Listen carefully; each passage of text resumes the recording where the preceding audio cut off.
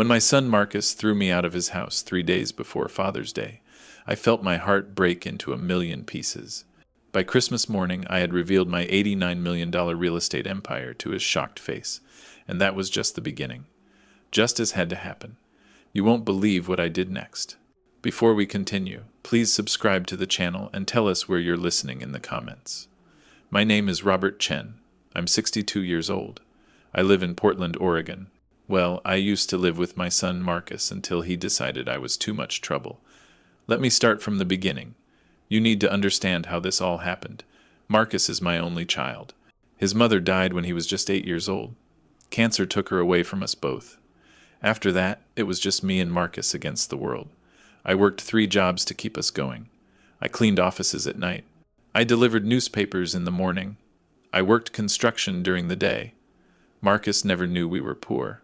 I made sure of that. He always had nice clothes for school. He never went hungry. He had everything the other kids had.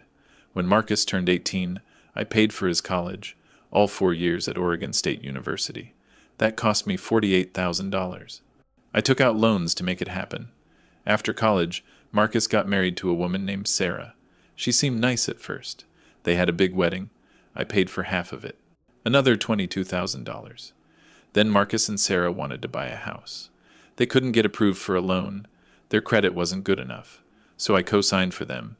I put my own credit on the line. That house cost them $230,000. When they couldn't make payments twice, I covered them.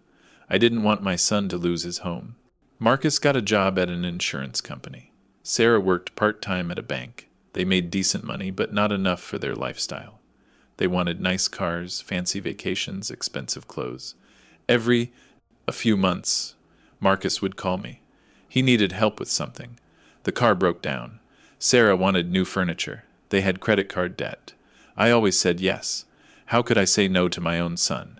Over the years, I gave Marcus and Sarah over $60,000 in cash. Small loans that turned into gifts. He never paid any of it back. But here's what Marcus didn't know about me. He thought I was just some old guy with a little money saved up. He had no idea what I really owned. You see, while I was working those 3 jobs and raising Marcus, I was also buying property. Small houses, apartment buildings, commercial spaces. I started with nothing and built an empire. By the time Marcus kicked me out, I owned 47 different properties. My net worth was $89.2 million. But I never told anyone, not even my son. I lived simply. I drove an old Honda Civic. I wore regular clothes from Walmart. I didn't want people to treat me differently because of money. Marcus thought I was broke. He thought I was living on Social Security. He had no clue that I was one of the richest men in Portland. 3 weeks before Father's Day, I went to visit Marcus and Sarah. I did this every Sunday. We would have dinner together and watch television. But this Sunday felt different. Marcus seemed angry about something. Sarah barely talked to me.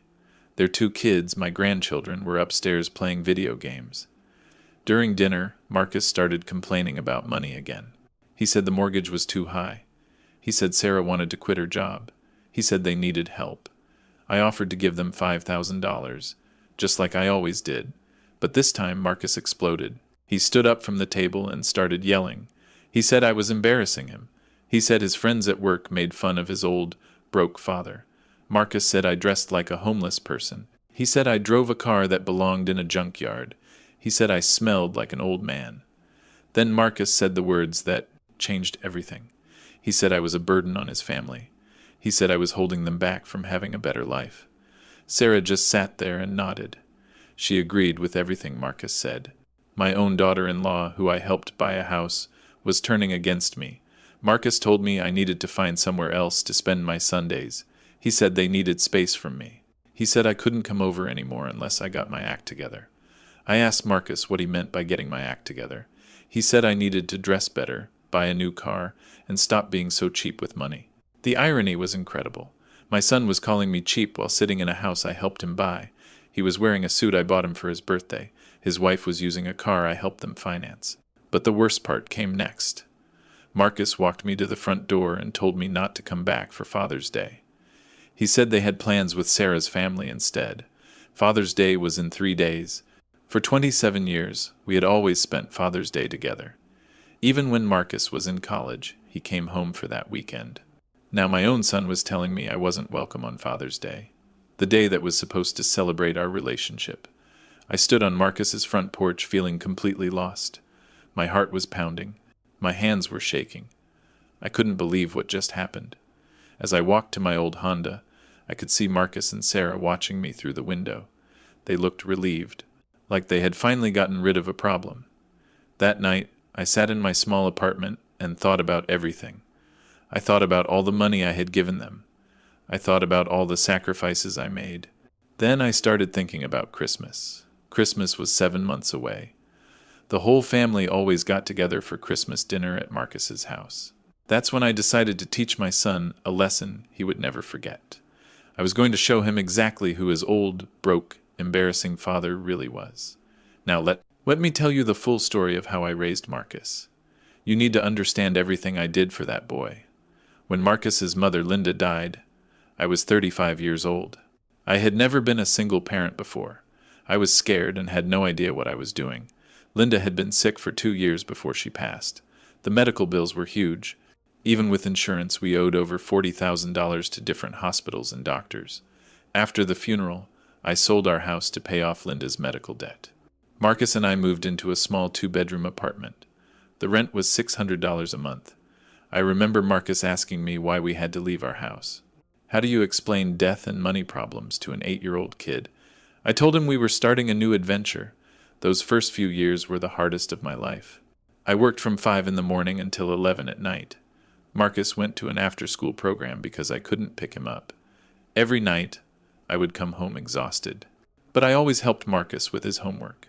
We would sit at our small kitchen table and work on math problems together. I never let Marcus see me cry. But some nights, after he went to bed, I would break down. I missed Linda so much. I was tired all the time. Money was always tight. But during the day, I was strong for Marcus. I packed his lunch every morning. I went to every parent-teacher conference. I attended every school play and sports event. When Marcus was in 5th grade, he wanted to play Little League baseball. The registration fee was $60. I didn't have $60 extra that month, so I picked up more hours cleaning offices. I worked every weekend for 2 months to earn that money. Marcus never knew I did that. He just knew he could play baseball. Marcus was a good student. He got mostly A's and B's in school. I was so proud of him. I wanted to make sure he had every opportunity I never had. When Marcus turned 16, all his friends were getting cars. Marcus asked to me if he could get one too. I had been saving money for 2 years just for this moment. I bought Marcus a used Toyota Camry. It cost me $8,000. It was 3 years old but in perfect condition. Marcus was so happy that day. The car insurance for a teenage boy was expensive. It cost me $200 extra every month, but I never complained. I wanted Marcus to feel normal. When Marcus graduated high school, he had good grades and wanted to go to college. Oregon State University accepted him into their business program. College was expensive. Tuition was $12,000 per year. Room and board was another $8,000. Books and supplies cost $2,000 more. That's $22,000 per year for 4 years. $88,000 total. I didn't have that kind of money saved up, so I took out parent loans for the full amount. I also worked extra jobs during Marcus's college years to help pay for his expenses. Marcus called me every week from college. He would tell me about his classes and his friends. Sometimes he needed extra money for textbooks or social activities. I always sent him what he needed. If Marcus called and said he needed $300, I found a way to get it to him. During Marcus's junior year, he met Sarah at a campus party. She was studying to be a teacher. Marcus called me and said he was in love. I was happy for him. Marcus brought Sarah home for Thanksgiving that year. She seemed like a nice girl. She was polite and helped me with the dishes.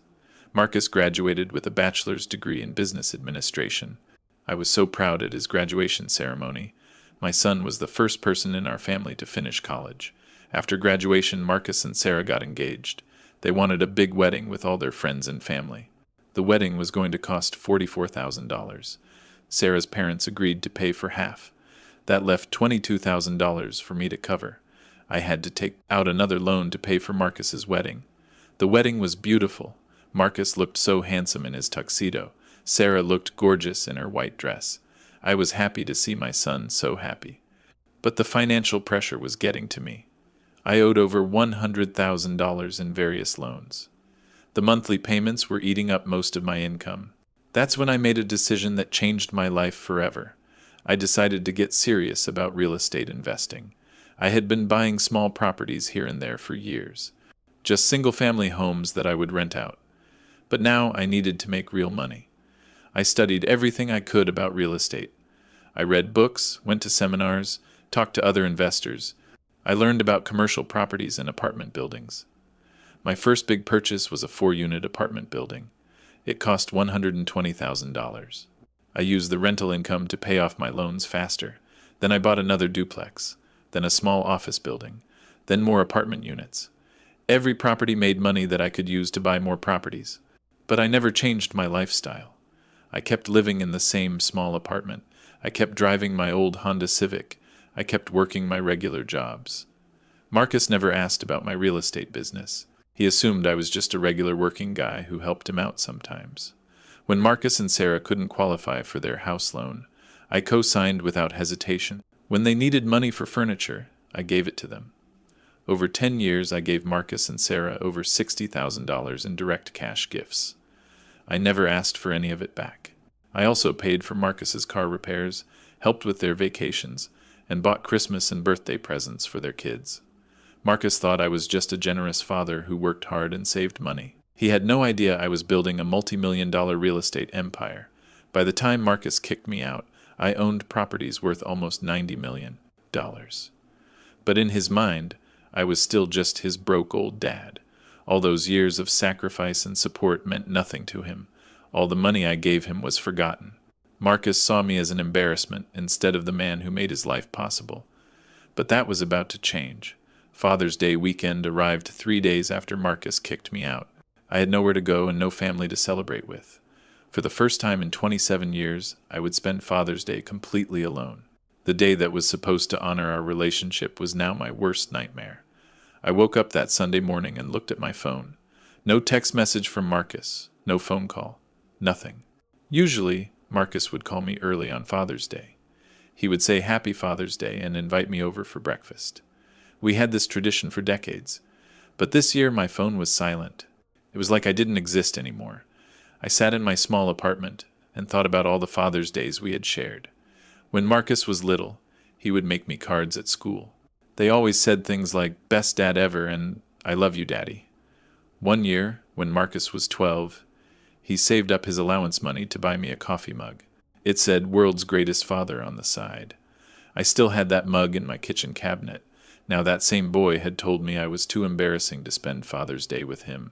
Around 10 in the morning, I decided to drive by Marcus's house. I wasn't going to stop or knock on the door. I just wanted to see what they were doing. As I drove down Marcus's street, I could see cars parked outside his house. Sarah's parents were there. Her brother and his family had come too. They were having the Father's Day celebration without me. I parked across the street and watched through my car window. I could see people in the backyard. They were grilling food and laughing together. Marcus was playing with his kids in the yard. He looked happy and relaxed, like nothing had happened between us. Sarah's dad was sitting in a lawn chair with a beer. Everyone was treating him like the honored father for the day. He was getting the respect that should have been mine. I sat in my car for 30 minutes just watching. Nobody inside that house knew I was there. Nobody cared that I was missing. The hardest part was seeing my grandchildren. Emma is 7 years old, and Jake is 9. They were running around playing games with their other grandfather. Those kids used to run up and hug me every Sunday. They called me Grandpa Bob. Now they were celebrating Father's Day without even knowing I existed. I started thinking about all the things I had done for those children. I bought Emma her first bicycle. I took Jake to his first baseball game. I paid for their daycare when Marcus and Sarah couldn't afford it, but none of that mattered now. Marcus had erased me from their lives completely. Around noon, I drove home feeling emptier than I had ever felt before. The loneliness was crushing me from the inside. I tried to distract myself by watching television, but every commercial seemed to be about Father's Day. Happy families celebrating together, dads getting gifts and hugs from their children. That evening, I got one text message. But it wasn't from Marcus. It was from my neighbor, Mrs. Patterson. She was 80 years old and lived alone, too. Her text said, "Happy Father's Day, Robert. You are a good man and a great father. Marcus doesn't deserve you." Mrs. Patterson had watched me raise Marcus after Linda died. She knew how hard I worked and how much I sacrificed. Her text made me cry, but her kindness also made me angry.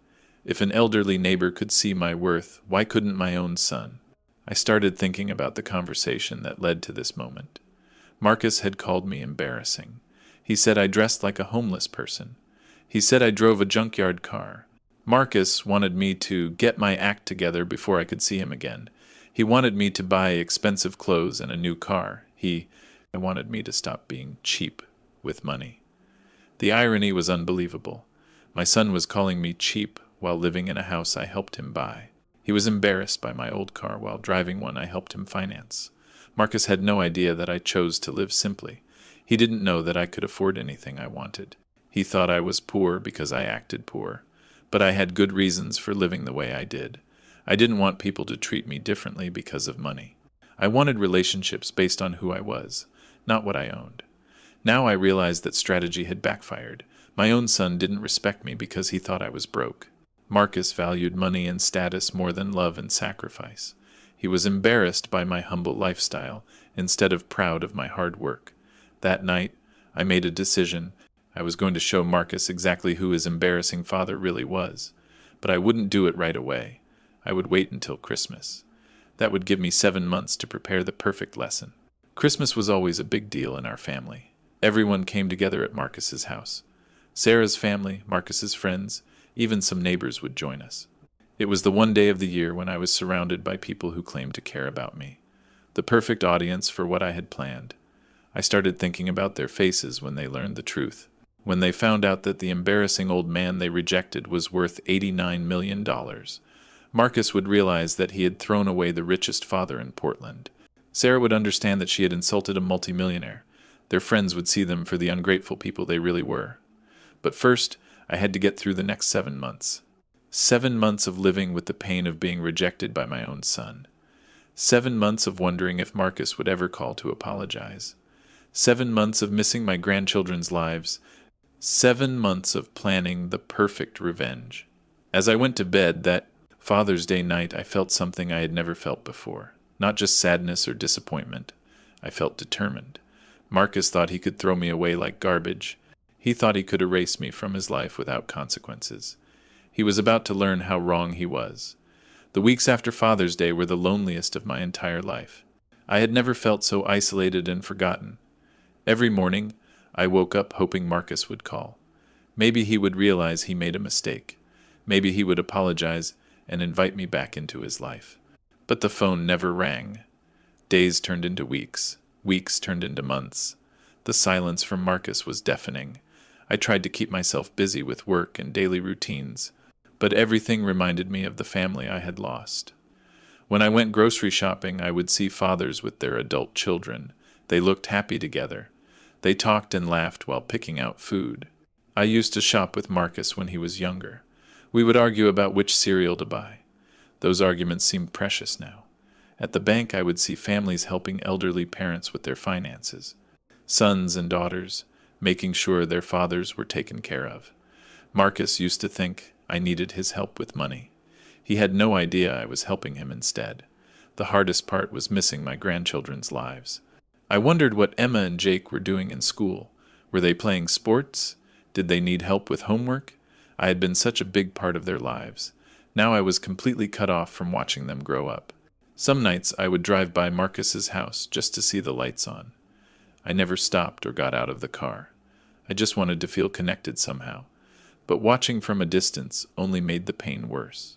I was like a ghost haunting my own family's life.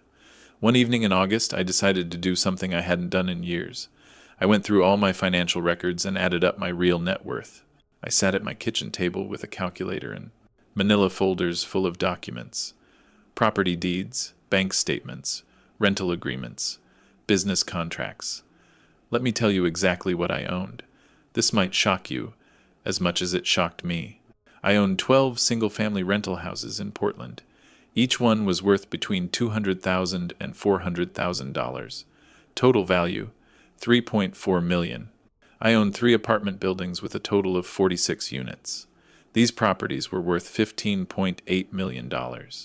They brought in over $60,000 in rent every month. I owned 2 small office buildings in downtown Portland. One was worth $4.2 million, the other was worth $3.7 million. I owned a shopping center with 8 retail spaces. That property was worth $12.3 million. The rent from those stores was amazing. I owned 4 warehouse buildings that I rented to different companies. Total value, $8.9 million. I also owned 6 vacant lots in areas that were growing fast. These lots were worth $11.6 million total. I was waiting for the right time to develop them.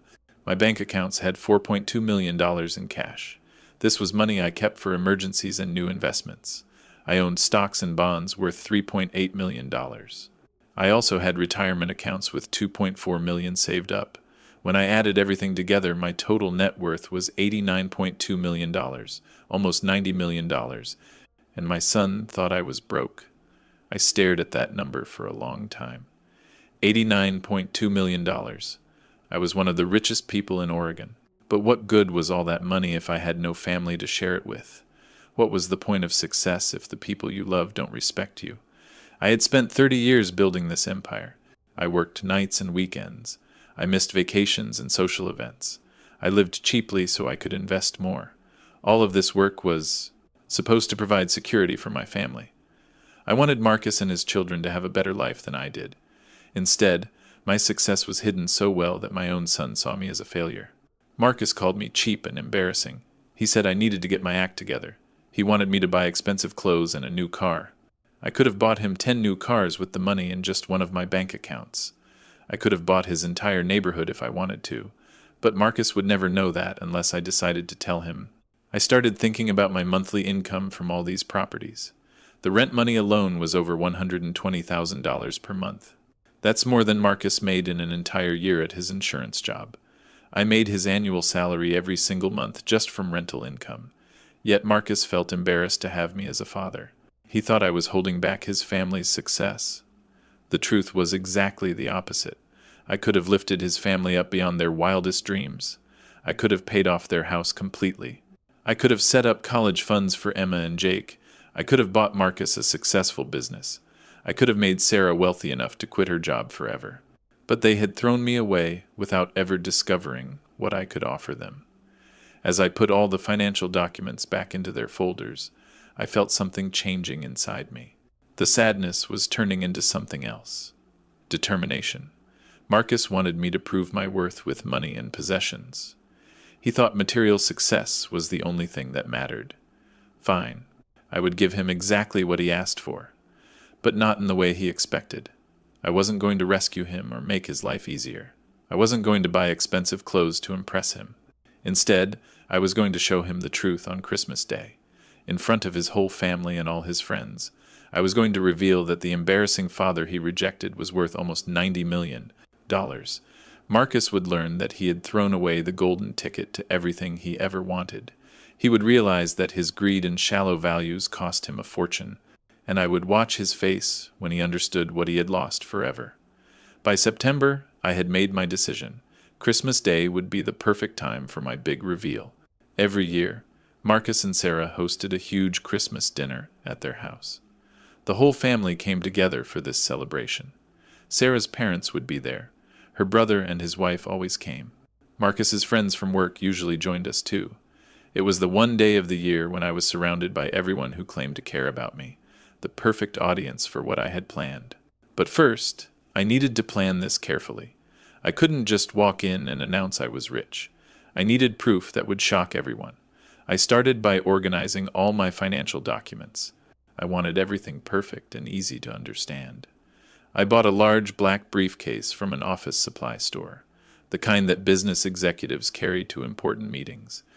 Inside the briefcase, I organized everything by property type. Single-family homes in one section, apartment buildings in another, commercial properties in a third section. For each property, I included the original purchase deed.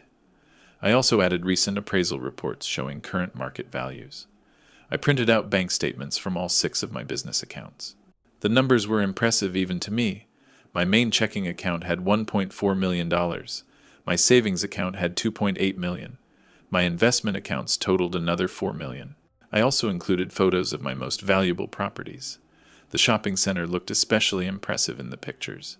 Next, I prepared a 1-page summary of my entire real estate empire, property by property, with addresses and current values. At the bottom of the page, I wrote the total in large, bold numbers, $89.2 million. I made 12 copies of this summary, one for every person who would be at Christmas dinner. Then I started planning exactly how the reveal would happen. I needed to time this perfectly for maximum impact. I decided to arrive at Christmas dinner just like every other year. I would wear my regular clothes and drive my old Honda Civic. Everyone would see the same embarrassing father that Marcus had rejected, the man who dressed like a homeless person and drove a junkyard car. I would eat dinner and make small talk just like always. I would play with my grandchildren and act like nothing had changed. Then, after dinner, when everyone was relaxed and happy, I would make my announcement. I would stand up and thank Marcus and Sarah for hosting such a beautiful Christmas dinner. I would say how much family meant to me. Then I would pull out the briefcase and place it on the dining room table. I would tell everyone that I had something important to share with the family, something that would help them understand who I really was. Then I would open the briefcase and start handing out the summary sheets. I could already imagine their faces when they saw the numbers. The shock, the confusion, the disbelief. Marcus would probably think it was some kind of joke at first. Sarah would wonder if the documents were fake, but then I would start showing them the individual property deeds. I would point out addresses they could recognize around Portland. I would show them bank statements with my name clearly printed at the top, numbers that couldn't be argued with or explained away. The room would go completely silent as everyone realized what they were looking at. Marcus had called me embarrassing and cheap. Now he would learn that his embarrassing father was worth almost $90 million. Sarah had nodded when Marcus said I was holding their family back. Now she would see that I could have lifted them higher than they ever dreamed. All their friends who laughed at Marcus's broke old dad would realize they had been mocking a multimillionaire. But I wouldn't stop there.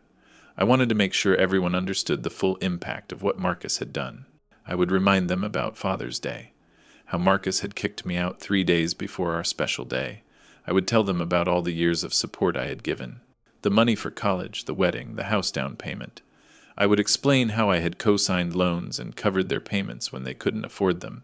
Then I would reveal the cruel words Marcus had said to me, how he called me embarrassing and demanded that I get my act together. Marcus had wanted me to buy expensive clothes and a new car to prove my worth. He thought material possessions were the only things that mattered. Now he would learn that I could have bought him anything he wanted. I could have made his whole family wealthy beyond their imagination. But instead of helping them, I had been rejected and thrown away like garbage. I spent hours planning what I would say and how I would say it. I practiced in front of my bathroom mirror. I wanted to stay calm and controlled during the whole reveal. No yelling or dramatic speeches, just cold, hard facts. The truth would be devastating enough without adding emotion to it. I also started preparing mentally for their reactions. Marcus would probably try to apologize and make excuses. Sarah might cry and say they never meant to hurt me. Their friends would suddenly become very interested in being nice to me. But it would all be too late. The damage was already done. They had shown me who they really were. I wasn't planning to forgive them or give them money. This wasn't about reconciliation. This was about justice. Marcus needed to learn that actions have consequences. He needed to understand what his shallow values had cost him. By November, everything was ready. The briefcase was packed. The documents were organized. My speech was memorized. I even bought a new suit for Christmas Day. Not because Marcus had told me to dress better, but because I wanted to look professional when I destroyed his world. The irony was perfect. Marcus would finally see his father looking successful and wealthy. But it would be the last time he ever got to see me at all. Christmas was only 4 weeks away. 4 weeks until Marcus learned the truth about the father he had thrown away. I could hardly wait. In October, something interesting started happening. Marcus began having money problems again. I didn't hear this directly from him, of course. He still wasn't talking to me. But I had ways of finding out what was going on. Patterson, my elderly neighbor, was friends with Sarah's mother. Old ladies love to gossip. They share information about everything. Mrs.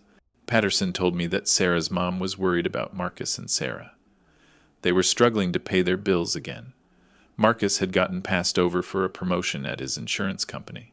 The promotion would have meant $10,000 more per year.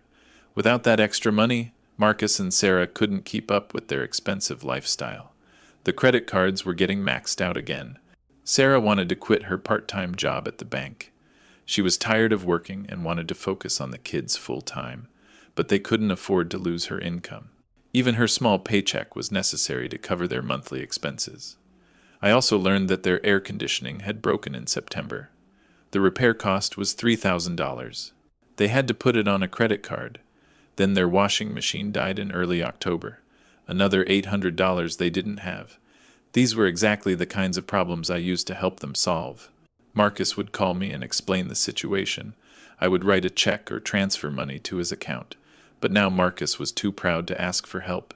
He had thrown me out of his life. He couldn't come crawling back every time he needed money.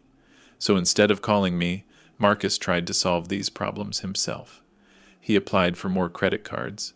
He took out a small personal loan. But these solutions only made things worse. Now Marcus had even more monthly payments to worry about. By November, I heard that Marcus and Sarah were fighting about money constantly. Sarah blamed Marcus for rejecting his father's help. She reminded Marcus that I had always been there when they needed financial support. Now they were struggling alone because of his pride. Marcus defended his decision to kick me out. He said I was embarrassing and needed to change my ways. But privately, Marcus was starting to have doubts. Maybe he had been too harsh with his old father. Around Thanksgiving time, I started getting phone calls from family members. People who hadn't talked to me in months suddenly wanted to chat. The first call came from Sarah herself.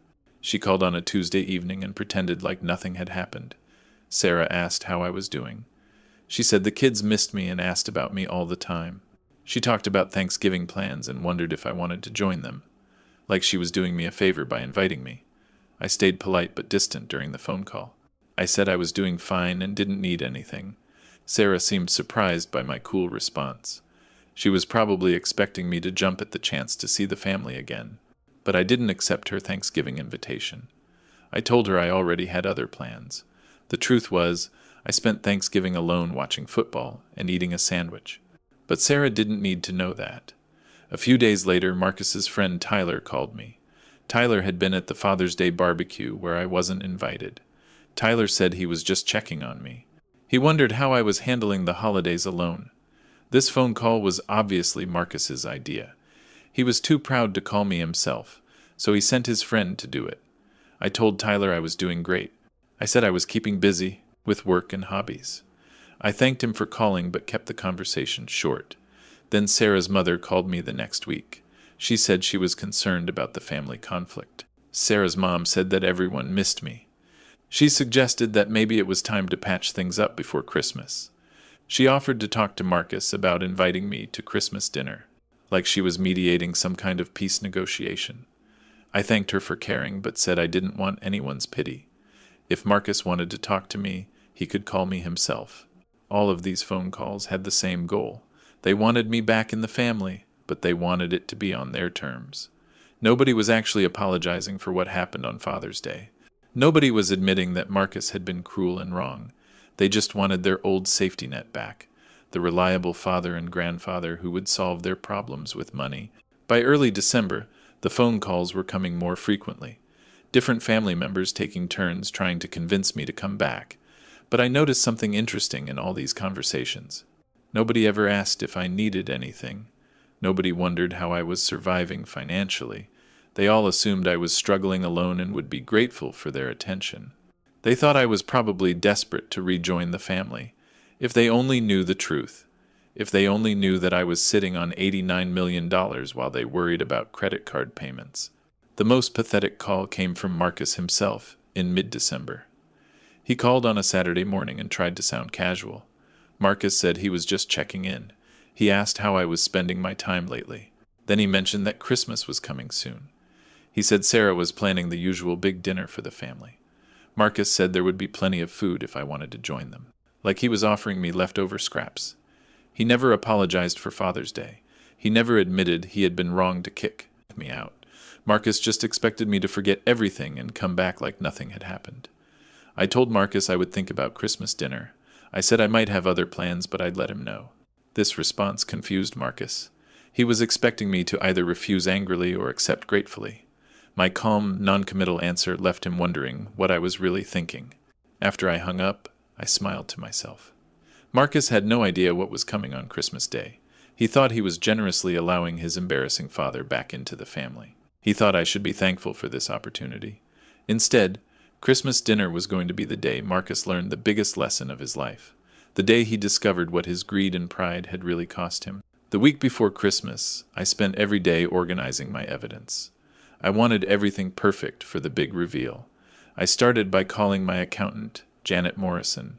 She had been managing my finances for 15 years. Janet knew exactly how much I was worth. She prepared my tax returns every year and watched my empire grow. I asked Janet to prepare a complete financial statement. I wanted official letterhead and professional formatting. Janet said she could have everything ready in 2 days. She understood this was important and didn't ask questions. While Janet worked on the financial summary, I focused on getting updated property appraisals. Real estate values in Portland had gone up significantly in the past year. I wanted to make sure my numbers were current and accurate. I hired 3 different appraisal companies to evaluate my most valuable properties: the shopping center, the office buildings, and the largest apartment complex. These new appraisals came back higher than I expected. My net worth had actually grown to $92.8 million, almost $93 million, even more impressive than the $89 million I had calculated before. I also updated my bank statements to show December balances. The rental income from December had pushed my cash reserves even higher. Next, I organized everything into categories that would be easy to understand. I created separate folders for residential properties, commercial properties, vacant land, and liquid assets. Each folder contained property deeds, recent appraisals, rental agreements, and photographs of the buildings. For the bank accounts, I included statements from all 6 business accounts, plus my personal checking and savings. I even included my investment portfolio statements showing stocks, bonds, and retirement accounts. Everything was professionally bound and labeled. This looked like a presentation that a major corporation would give to investors.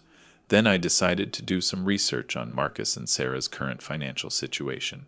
I wanted to understand exactly how much trouble they were in. This information would make my reveal even more powerful. I started by looking up public records online. Marcus's house was listed as having a mortgage balance of $180,000.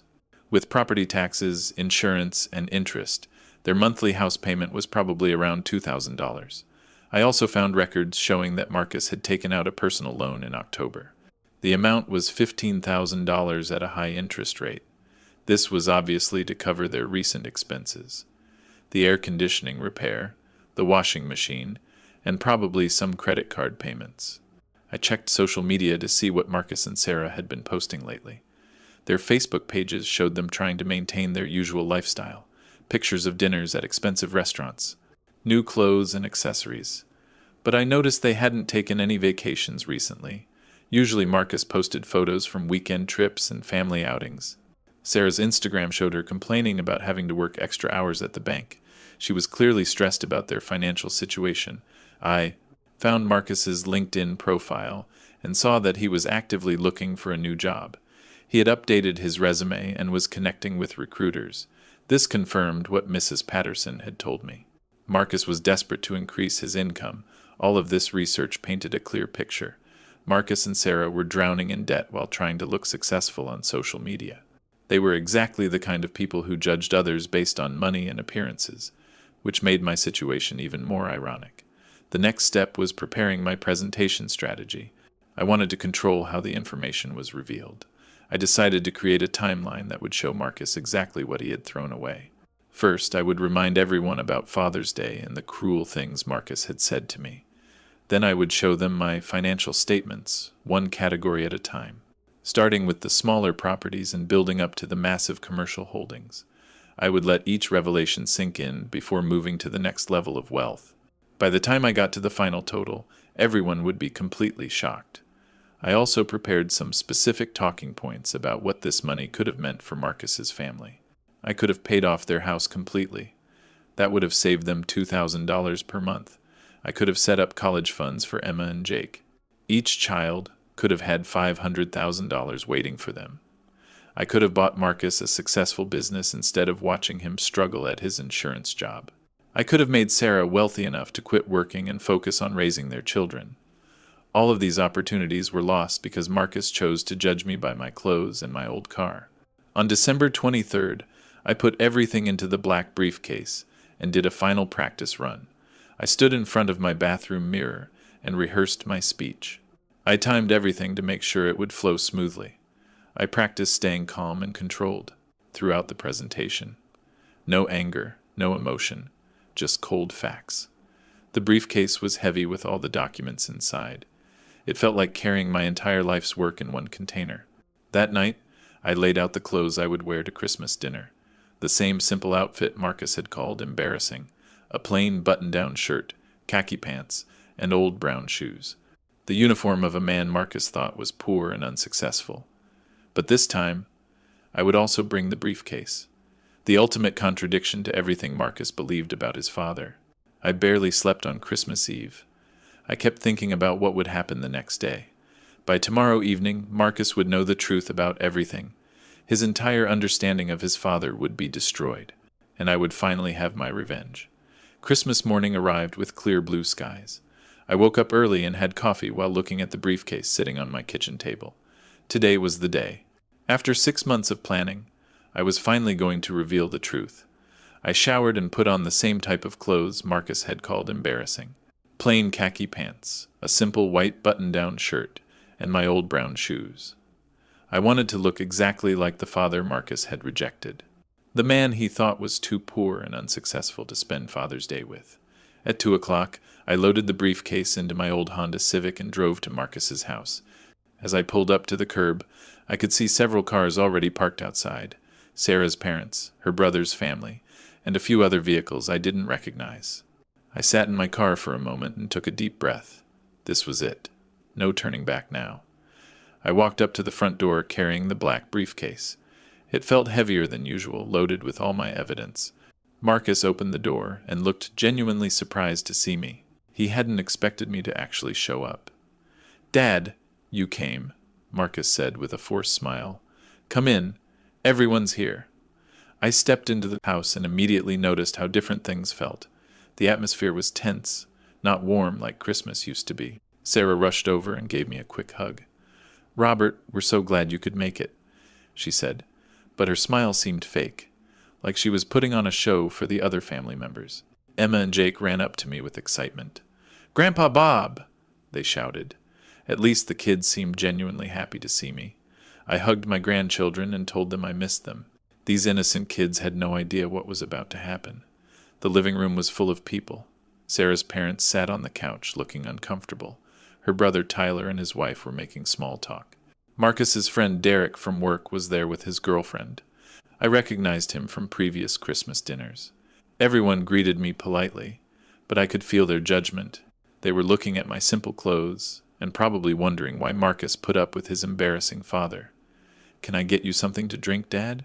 Marcus asked. He was trying hard to act normal. "Just water is fine," I replied. I wanted to stay completely clear-headed for what was coming. We all moved to the dining room for Christmas dinner. Sarah had prepared a beautiful meal with turkey, ham, and all the traditional sides. The dining room table was set with Sarah's best china and fancy decorations. Everything looked perfect and expensive. I sat at my usual spot at the end of the table. The briefcase remained on the floor next to my chair. During dinner, the conversation was awkward and forced. People talked about work, the weather, and holiday plans. Nobody mentioned Father's Day or the fact that I had been absent from family events for 6 months. Sarah's father talked about his recent retirement and the cruise he was planning. Marcus nodded politely but looked stressed. I noticed Marcus and Sarah exchanging worried glances throughout the meal. They were probably thinking about their money problems. Derek. He mentioned that his company was hiring and asked if Marcus was interested. Marcus said he would think about it. This confirmed that Marcus was still struggling financially and looking for better opportunities. After dinner, we moved back to the living room for gift exchange and coffee. Everyone was relaxed now, sitting around talking and laughing. The perfect moment for my big announcement. I stood up slowly and cleared my throat. The room gradually became quiet as people noticed I had something to say. I want to thank Marcus and Sarah for hosting such a beautiful Christmas dinner, I began. Family means everything to me. People nodded and smiled, expecting a typical thank you speech from the grateful father. I also want to share something important with all of you today. Something that will help you understand who I really am. I reached down and picked up the black briefcase, placing it on the coffee table in the center of the room. Everyone stared at the briefcase with curiosity. This was definitely not what they were expecting. 6 months ago, on Father's Day weekend, Marcus told me some things that really hurt, I continued. Marcus's face turned red. He clearly didn't want this conversation happening in front of everyone. Marcus said I was embarrassing to his family. He said I dressed like a homeless person and drove a junkyard car. The room was completely silent now. People looked uncomfortable as I revealed family business. Marcus said I needed to get my act together before I could see him again. He wanted me to buy expensive clothes and a new car. I opened the briefcase and pulled out copies of my financial summary, one for each person in the room. Marcus thought I was poor and unsuccessful. He had no idea what his embarrassing father actually owns. I started handing out the papers. These documents show my complete financial picture as of this week. People took the papers and began reading. I watched their faces change from confusion to shock. Sarah's mother gasped when she saw the total net worth number. $92.8 million? Marcus grabbed the paper from her hands and stared at it. His face went completely white. This has to be fake, Sarah said. There's no way. I reached back into the briefcase and pulled out property deeds. Here are the ownership documents for 47 different properties I own in Portland. I spread the deeds across the coffee table. Apartment buildings, office complexes, shopping centers, single-family homes. Derek picked up one of the deeds and examined it closely. This is real, he said quietly. This is a legitimate property deed. Then I pulled out bank statements showing my cash balances, multiple accounts with millions of dollars in each one. My monthly rental income is over $120,000, I announced. The room was dead silent.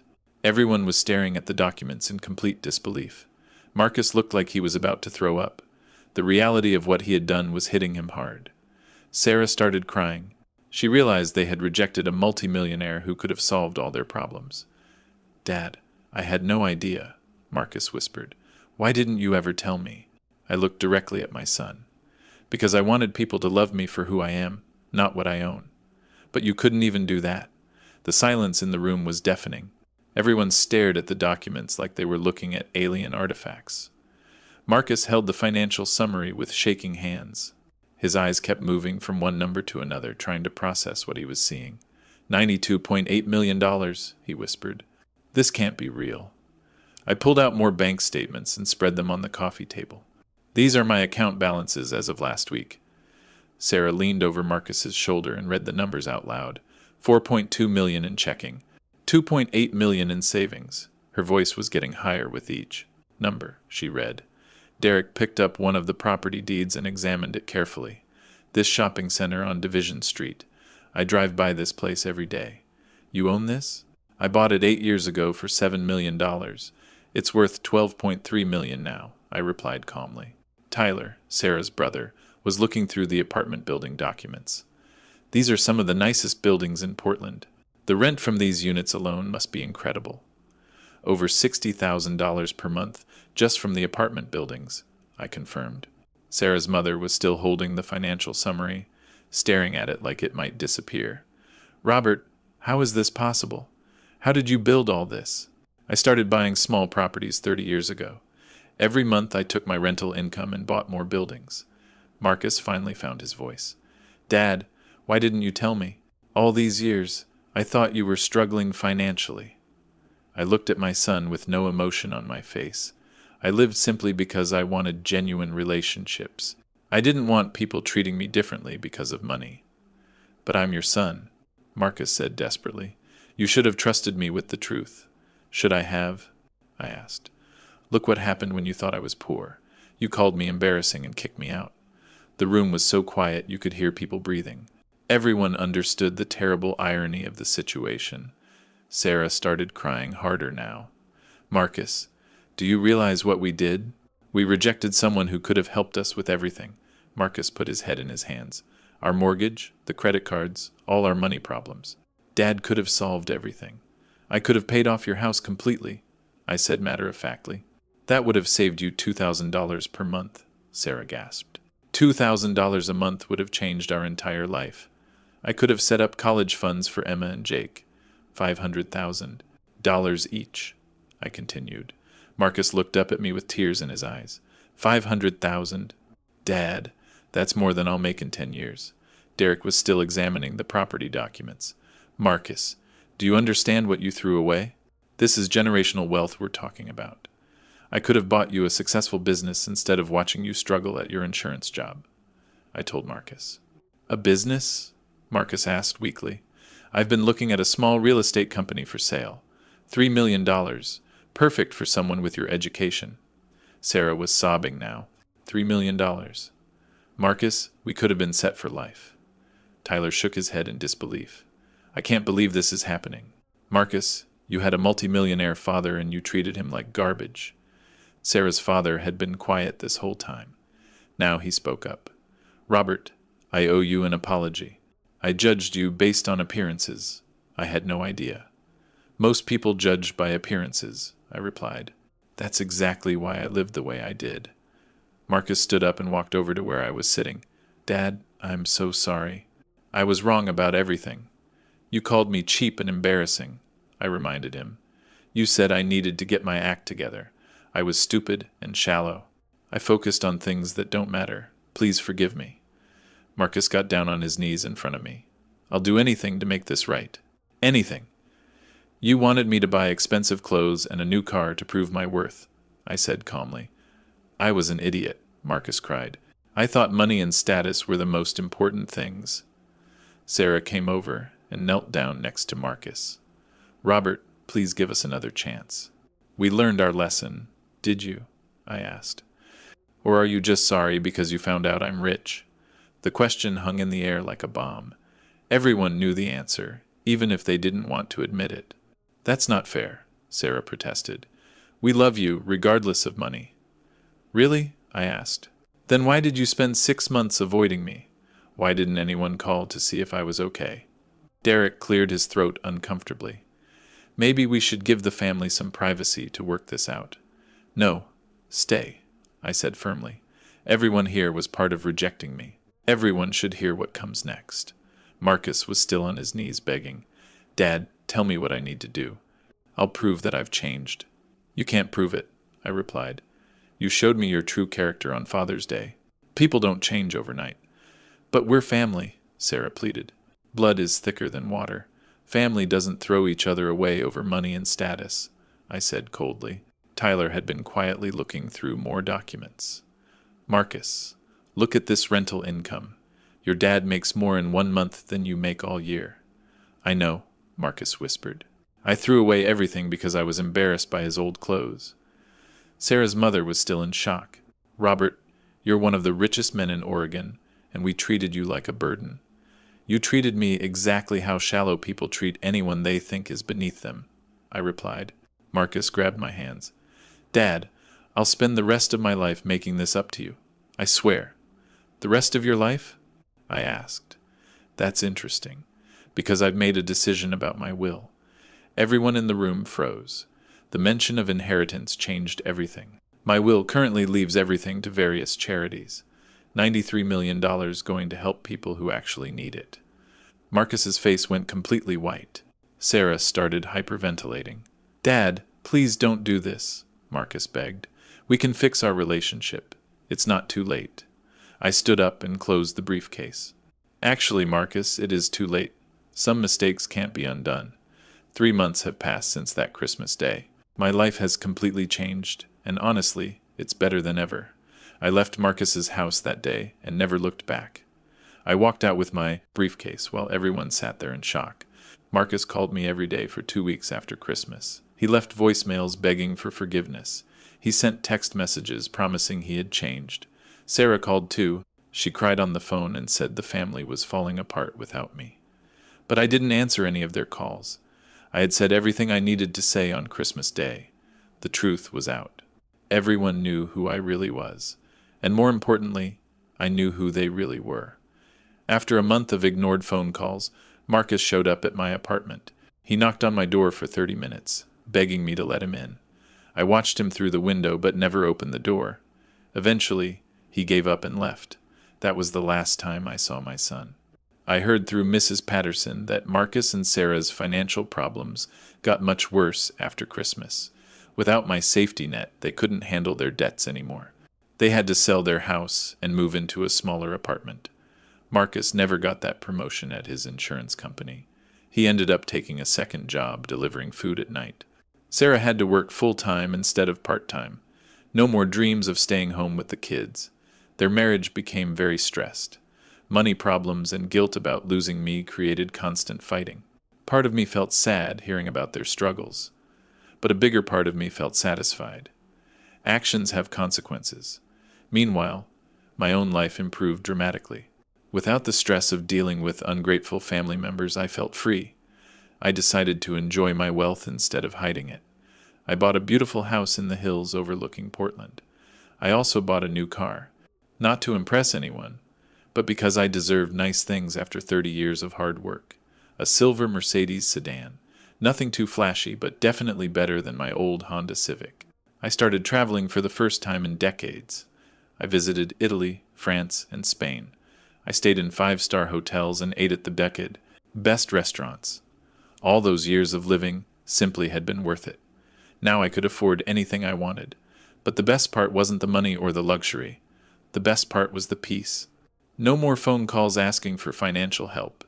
No more feeling judged for my appearance. No more walking on eggshells around shallow people. I also started making real friends for the first time in years. People who liked me for my personality, not my money. I joined a book club at the local library. Everyone there was kind and interesting. We had great discussions about literature and life. I volunteered at a homeless shelter downtown, helping people who had real problems put everything in perspective. These people treated me with more respect and kindness than my own family ever had. I also started dating again. I met a wonderful woman named Patricia at the book club. She's a retired teacher who loves to travel. Patricia knows about my wealth, but she had her own retirement savings and doesn't need my money. She likes me for who I am. We've been together for 2 months now, and it feels natural and honest. So different from relationships based on financial dependence. Mrs. Patterson told me that Marcus asked about me recently. He wanted to know if I was dating anyone or if I seemed lonely. The truth is, I've never been happier or less lonely in my life. I updated my will to reflect my new reality. Instead of leaving everything to Marcus, I'm giving my fortune to charities. The homeless shelter where I volunteer will get $20 million. The local library will get $10 million. The children's hospital will get $15 million. The rest will go to various organizations that help people in real need, people who don't take kindness for granted. Marcus will inherit nothing except the knowledge that he threw away generational wealth because of his shallow values. Sometimes I think about Emma and Jake, my grandchildren. I feel sad that they'll grow up without knowing their grandfather, but Marcus made that choice for all of us. He decided that image was more important than family. I can't fix that decision or protect his children from the consequences. Looking back on this whole experience, I learned some important lessons about life and relationships. First, you teach people how to treat you. If you accept disrespect, you'll get more disrespect. Second, family relationships should be based on love and mutual respect, not financial dependence.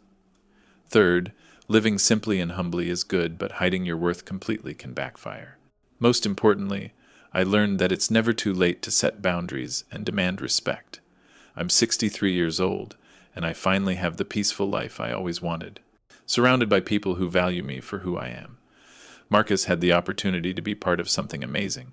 He could have been the son of a successful businessman instead of an embarrassment. But he chose status and appearances over love and loyalty. Now he gets to live with that choice forever. As for me, I'm done looking backward. I'm focused on enjoying the years I have left with people who deserve my time and energy. If you are still here and enjoyed this story, please like this video. It really helps me know you want more content like this. If this story gave you some value or made you think, please share it with your friends or someone who needs to hear this message. If you have any questions or suggestions about this story, please type them in the comments below. I love reading what you think. If you want more stories like this one, please subscribe to this channel. There are many more stories coming. Remember, you teach people how to treat you, and family should lift you up, not tear you down.